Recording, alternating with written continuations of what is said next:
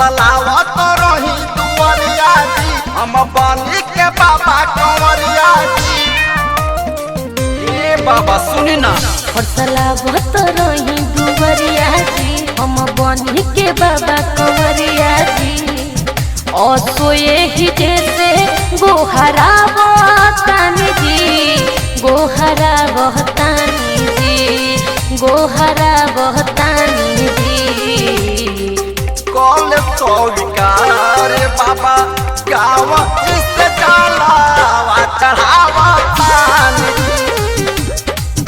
कहली स्वीकार बाबा गवही के मंदिर से जलवा ढारतानी जी।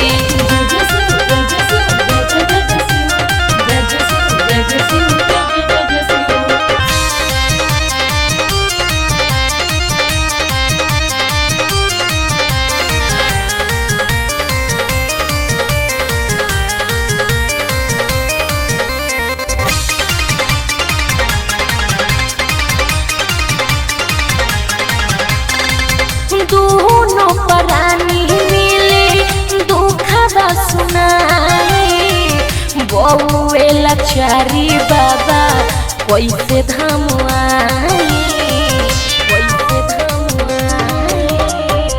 कैसे कंवर गेरुआ कपड़ा किनाई आई महामारी जब से नइखे उपाय।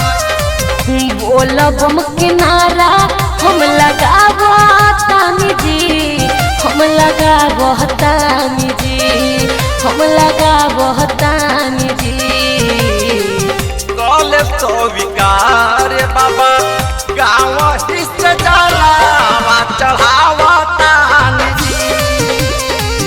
कहली स्वीकार बाबा गवही के मंदिर से जलवा ढारतानी जी। जय जय शिव जय जय शिव जय जय जय शिव जय जय शिव जय जय शिव जय जय जय शिव।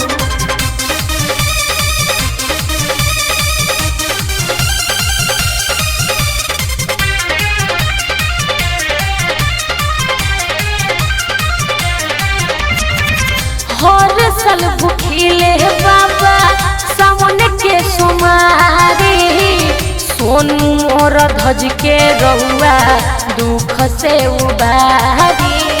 ए बाबा सुन तनी पुष्पम गुडू के बूझी रउआ लाचारी हरदम फेरले रहब नजर त्रिपुरारी। रउए से दुखवा सुनावतानी जी हम सुनावतानी जी हम सुनावतानी जी। कॉल स्वीकार बाबा गाँव हिस्से जलावा चढ़ावतानी जी।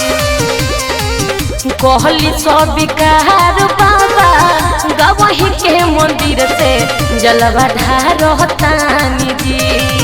बतलावत रही दुवरिया जी हम बनी के बाबा कंवरिया जी। और सोए ही जैसे गोहरा बहतानी जी गोहरा बहतानी जी गोहरा बहतानी जी। कॉल स्वीकार बाबा गाँव हिस्से जलावा चढ़ावतानी जी। कहली स्वीकार बाबा गवही के मंदिर से जलवा ढारतानी जी।